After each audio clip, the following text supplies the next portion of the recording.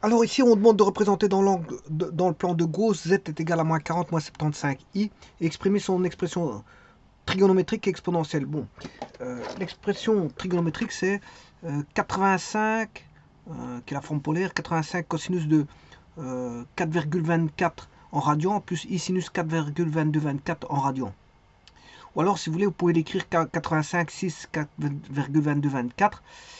Z est égal à 85 exponentielle de i 4,2224. Alors, vous aurez compris qu'ici, qu'est-ce qu'il faut faire. Alors, attention à cette vidéo aussi parce que je vais expliquer 2-3 trucs voilà, complémentaires. Bon, tout d'abord, quand vous avez A plus BJ, ben, qu'est-ce qu'on recherche? On recherche ρ phi, tout simplement. Bon, le ρ, c'est Pythagore, c'est racine carrée de A carré plus B carré. Voilà, mais le phi, attention. Attention à ça, c'est ça que je voulais expliquer. Il faut faire très attention au phi que vous recherchez. Parce que le phi, il est donné par rapport à l'angle polaire, c'est-à-dire où l'origine de l'axe polaire est réel. L'axe réel. L'axe réel, c'est l'axe du zéro. Alors, quand on regarde bien, donc ça c'est fait. Hein. Ça, la réponse est là. Bon, tout est là. Vous avez l'exponentielle. Ici, c'est le module. Et ça, c'est la phase en radian. Ça, c'est le module. Et ça, enfin, c'est pas la phase, c'est l'argument. Le module et l'argument en radian. Il suffit de répéter. L'argument, il se trouve un peu partout. Voilà, il se trouve là. Il se trouve ici. Et il se trouve là.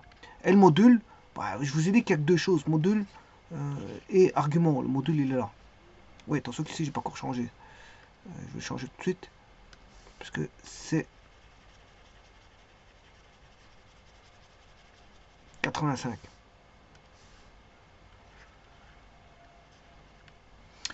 Alors, je vais d'abord rechercher le module. Bon, ça c'est pour le mettre sous forme complexe. Exponentielle, je m'excuse, exponentielle. Il suffit du module, vous voyez, et l'argument. Alors, je rappelle que l'argument phi, il est valable à 2 cas pi près. Donc, un nombre de tours avec k appartenant à z, un nombre de tours près.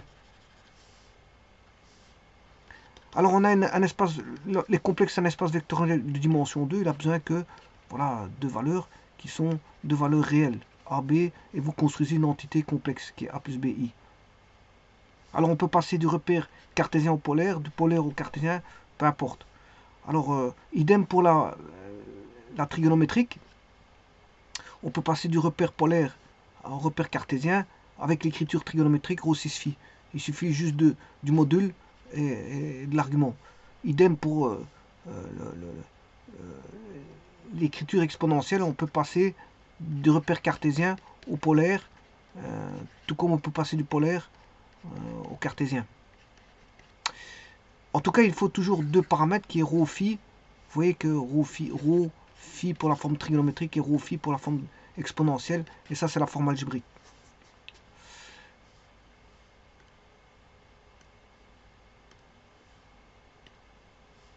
Alors, je recherche d'abord le module.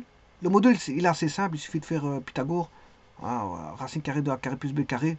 Voilà, donc là, vous avez directement le module. Bon, ce qui est un peu plus délicat, c'est l'argument. Voilà. Et c'est ça que je veux montrer ici. C'est l'argument.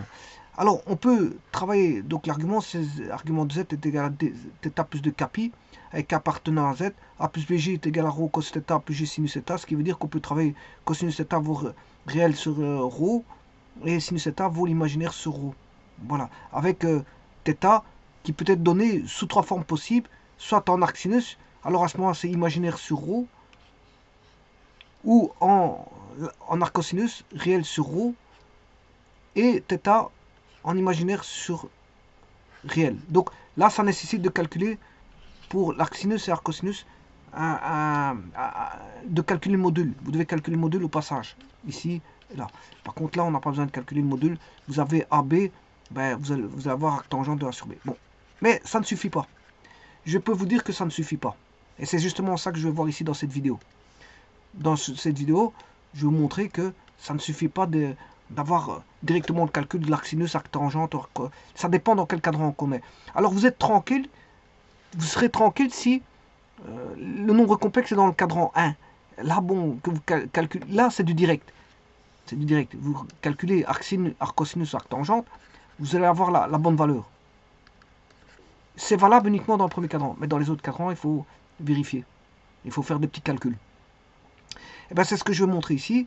Bon, je vous rappelle qu'ici, on a moins 40, moins 75. Il faut travailler à l'échelle. Je vous rappelle que si vous êtes dans sur une feuille, vous travaillez sur une feuille de 210 x 290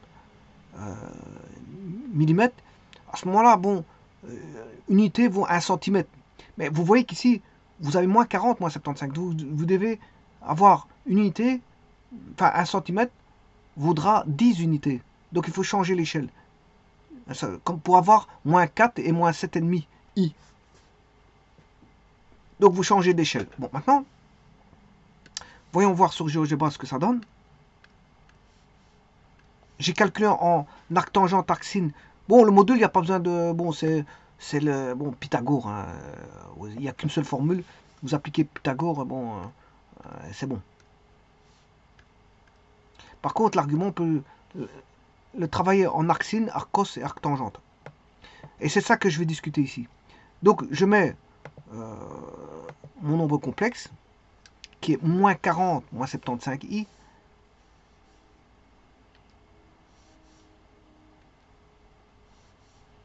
Alors, pour ça, je vais redescendre.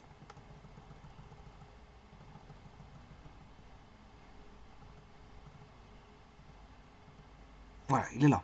Notre nombre complexe, j'ai fait un zoom, lui fait un calcul automatique d'échelle, GeoGebra. L'origine, elle est là. Le vecteur associé au complexe Z1, où il y a un point là, qui est le point moins 40, moins 75, qui est Z est l'affixe du point associé.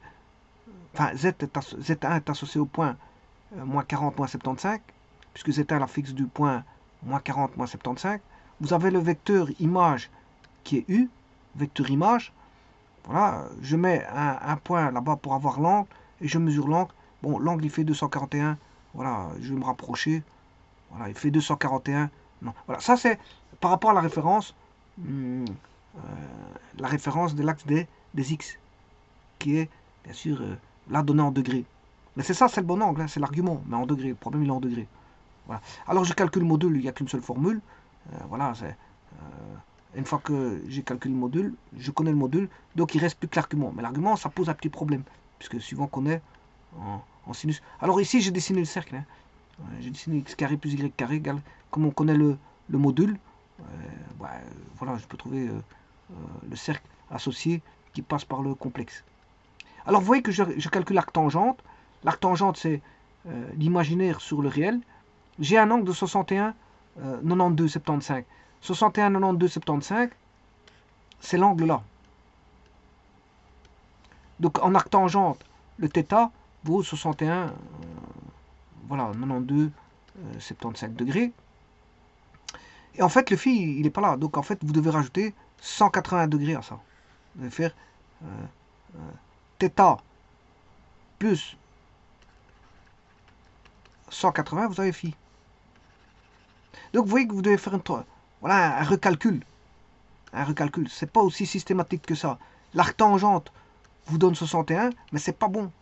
C'est pas bon, il faut voilà, additionner 180 parce que le complexe il est là, Z1, donc il est dans le troisième, hein, si c'est le troisième cadran. Or l'angle qui est donné, c'est un angle du premier cadran, donc ça ne va pas. Donc il faut rajouter, il faut refaire un calcul que voici.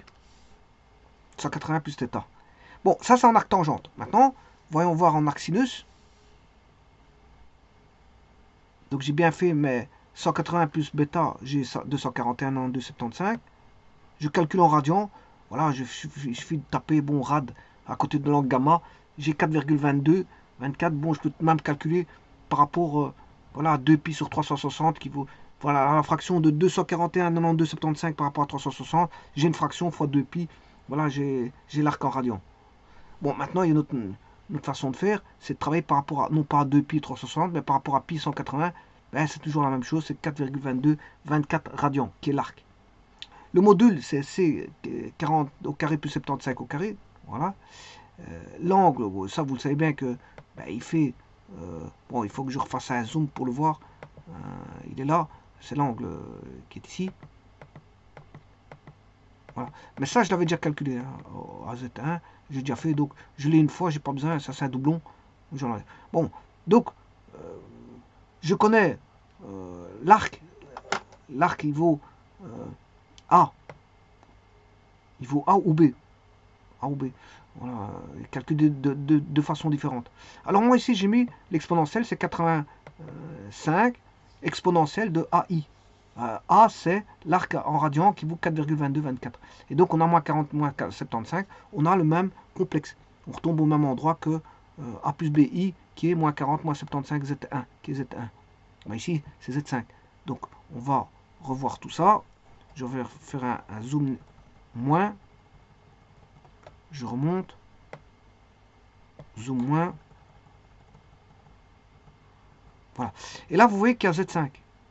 Ça, c'est la forme exponentielle. Voilà. Alors, la forme trigonométrique, ben, c'est 85 cos de A sin A, où A est l'arc en radian. Donc là, de nouveau, ben, vous vous retrouvez avec Z1, Z4, Z5, qui sont les trois formes d'écriture, mais positionnées au même endroit. Donc, en arc tangente, je vous avais dit qu'on obtenait 61, voilà, l'arc tangente donnait 61. Donc, il faut rajouter 180. Voilà. Maintenant, si je calcule en arc sinus, j'ai moins 61. Moins 61. Arc sinus de E. Alors, x de Z1, c'est moins 40. Moins 40 sur le module qui vaut x de Z1 au carré plus y de Z1 au carré racine carrée, ce qui est positif. Donc, on a un nombre négatif. Voilà. Et ça donne, en arc sinus, ça donne moins 61. Donc, vous avez vu qu'en arc sinus, ça vous donne moins 61.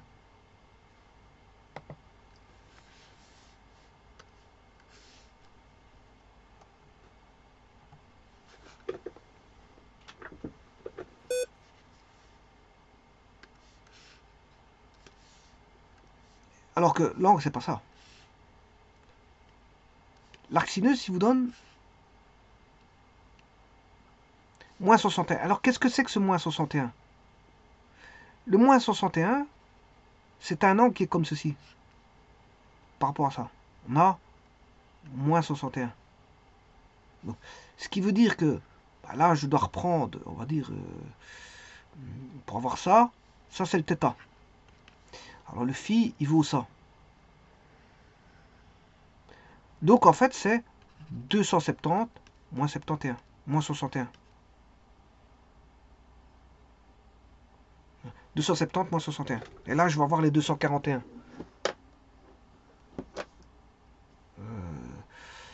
Je vais voir ça tout de suite. L'angle, il fait...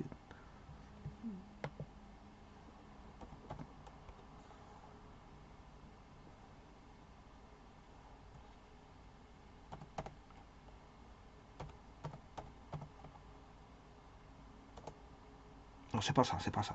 C'est pas ça. C'est même pas cet angle-là. C'est même pas ça. C'est même pas ça. Pourtant, si ça devrait être ça. Parce que... Si, normalement, je devrais avoir ça parce que... Si je dessine une droite... Bon. 61... Si je dessine cette droite-là, j'ai un angle de 61. Voilà, là-bas j'ai un angle de 61.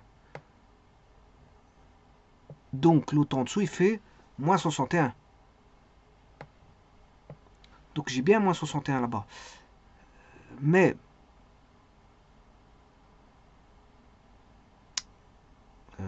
si je fais 270, alors les 61,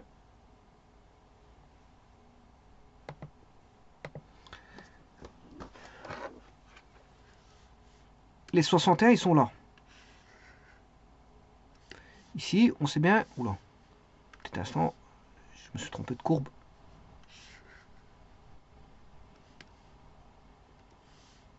Là, on a 61. Ici, on a 61 aussi. Donc, pour aller de là à là, phi, là, on a 180. Alors, comment ça se fait que...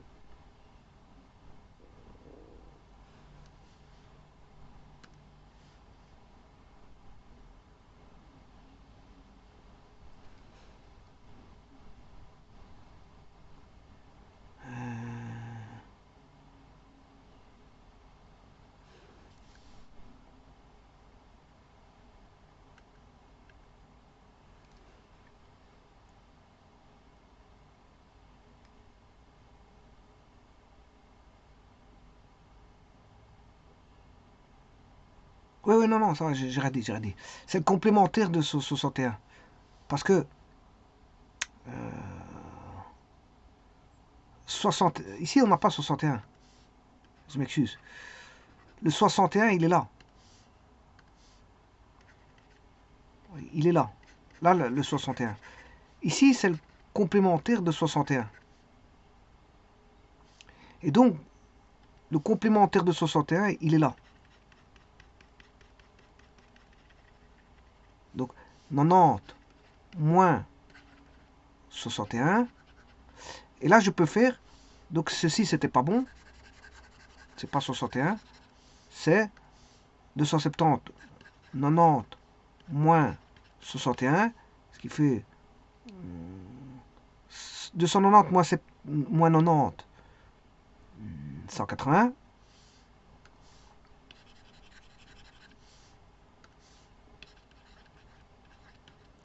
Moins, ça fait plus 61. Et là, on a bien nos 241. Voilà, c'est ça, c'est bon. Donc, je dois faire juste 180 moins l'angle qu'on a, qui est zeta ou quelque chose comme ça. Voilà, je vais faire 180 moins l'angle zeta. Alors, c'était zeta, je crois que c'est zeta. Où est ce zeta? Là.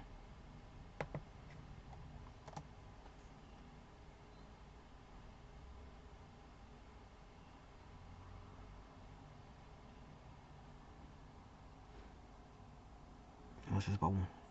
Ouais, zeta, il est en degrés. Je vais remettre en degrés. Voilà, 241, 92, 75, donc c'est bon.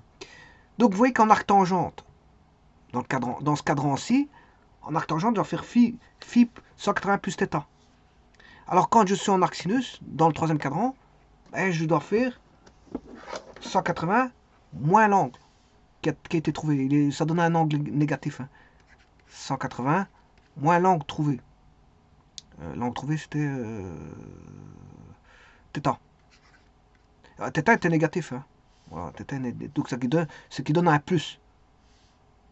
Ce qui donne un plus. Voilà. Donc c'est pour ça que je vous disais que, attention, si vous utilisez l'arc tangent, l'arc sinus, l'arc cosinus, il faut... C'est pas systématique, la réponse donnée à la machine ne donnera pas la réponse automatiquement. C'est pas vrai. Vous devez reconsidérer ce nombre-là et le vérifier sur un... Voilà, le représenter géométriquement et voir si c'est bon. Et voilà, réadapter par rapport à des calculs, donc, comme je viens de faire maintenant. Alors maintenant, voyons voir l'Arcos. L'Arcos,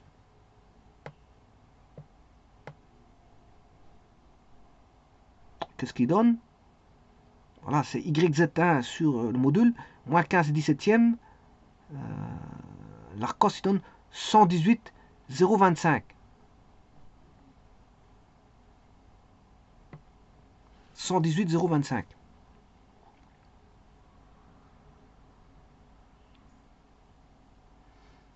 Alors, le 118,025, c'est cet angle-là. Angle, prend de là à l'origine à A. Il l'a mis, à mon avis, il l'a mis, mais il faut faire un zoom. Non. Bon, je vais revenir ici. Alors, je vais remettre un point sur objet. Voilà. Et à mon avis, les 118, c'est cet angle qui va de là à là, à là. Voilà, c'est bien ça. Vous voyez qu'il faut... En plus, il est positif. Hein. Il est positif, c'est cet angle-là, 118. Donc, pour avoir l'autre, ben, je dois faire 360 moins 118. 360 degrés moins epsilon. Ouais, epsilon ici. Il est là. Voilà. Voilà. Donc, le calcul, ici, en arc-cosinus, donc attention, c'est pas systématique. Hein. Parfois, il faut redessiner, aller reprendre votre rapporteur. Ah ouais, l'outil rapporteur, il est parfois nécessaire dans les complexes, hein, ça, d'office. Parce que l'angle ici, pour avoir le troisième cadran, 118, c'était un angle qui était là. Ça, c'était le θ. Il donnait le θ comme ça. Or, ici, ceci, il fait phi. Alors, le phi, il voudra 360 moins θ. Alors, θ était donné positif. Hein. Le θ était donné positif. Donc, j'ai dû réadapter. Donc, c'est pour ça que je vous ai dit, dans les calculs des nombres complexes, il faut toujours vérifier si vous travaillez, même en arctangente, mais il y a des formules avec tout ça. Hein. Par exemple, quand vous êtes au troisième cadran, l'arctangente, c'est toujours... voilà. Mais le problème, c'est vous n'allez pas connaître toutes les formules pour l'arctangente. Si vous êtes dans le cadran 2, 3, 4, comment il faut appliquer. Si vous êtes en arctangente, arcsinus ou arccosinus. Parce que ça fait... Bon, arcsinus. Bon, parce que je vous ai dit que le premier cadran, c'est le plus facile. Hein. C'est celui qui donnait la réponse exacte en sinus, cosinus, tangente. Arcsinus, arccosinus et arctangente. Ça, si vous me calculez en machine, premier cadran, arctangente, arcsine et arccosinus, va vous donner la bonne réponse au premier cadran. Donc celui qu'il ne faut pas vérifier, bien sûr, si c'est un complexe du premier cadran, il n'y a rien à vérifier parce que vous calculez en machine et il va vous donner la réponse directe. Par contre, pour les cadrans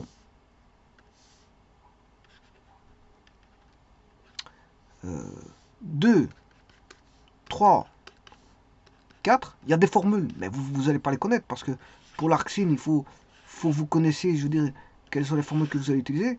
Enfin, voilà. Pour Arcos, vous devez connaître pour le deuxième, troisième, quatrième cadran.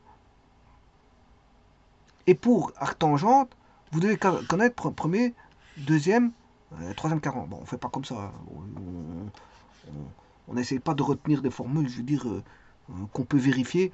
Là, à ce moment-là, vous prenez votre rapporteur, c'est lui qui va faire le jeu. Donc, dans ce cas-ci, troisième cadran, vous voyez bien que le rapporteur vous dira qu'il faut faire 360 moins θ pour avoir phi. Voilà. Si vous êtes en arcos, parce que ça c'est en arcos, si on est en arcsine, vous devez faire 180 moins θ. Troisième cadran.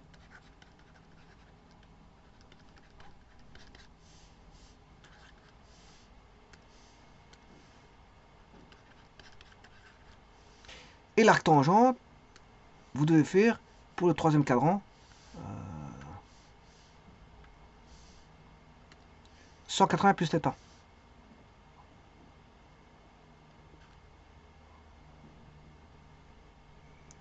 Donc ça c'est pour le troisième cadran en arctangente. Donc le troisième cadran, c'est phi est égal à 180 plus θ. Dans ce cas-ci, j'ai eu une réponse négative pour θ. Donc il faut faire 180 moins cette réponse négative qui donne un plus, hein, ça va donner un plus. Voilà. Donc vous voyez que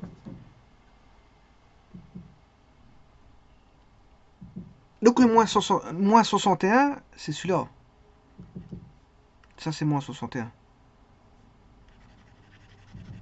Le 61, il est là. Par contre, là, c'est un angle complémentaire à, à moins 61. On sait calculer donc le phi. Alors, pour la cosinus, il donnait l'angle ici. Mais en positif. Positif. En positif. Ou alors, si vous voulez en positif, c'est aussi l'angle ici. Hein. Non, c'est l'angle là. J'ai dit. C'est juste l'angle là, comme j'ai dit.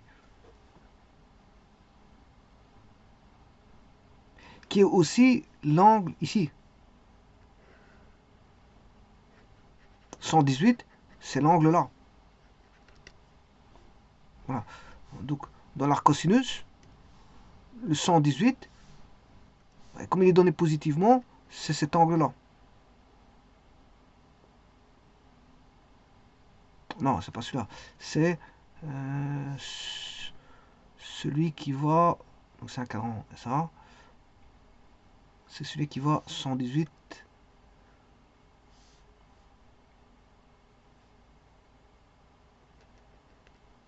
Ici, on arrive là. Donc si je pars de là,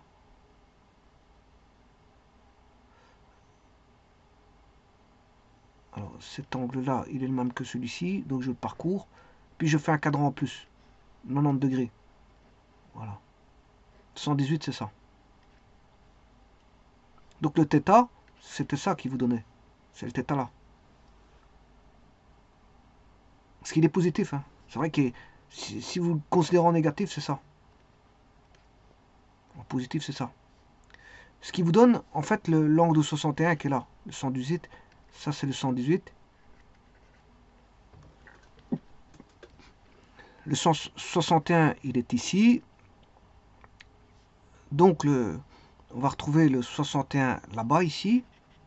Et là, c'est le complémentaire du 61. Et ici, c'est le complémentaire du 61.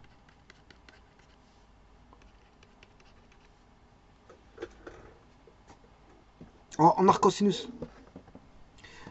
Donc, c'est 360 moins θ.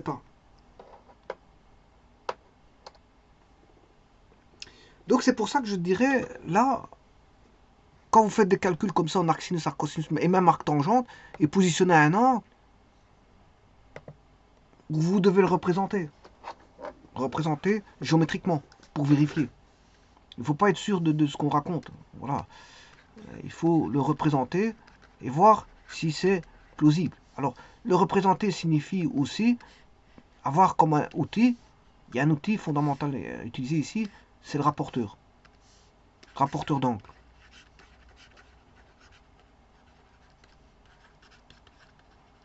Pour mesurer les angles.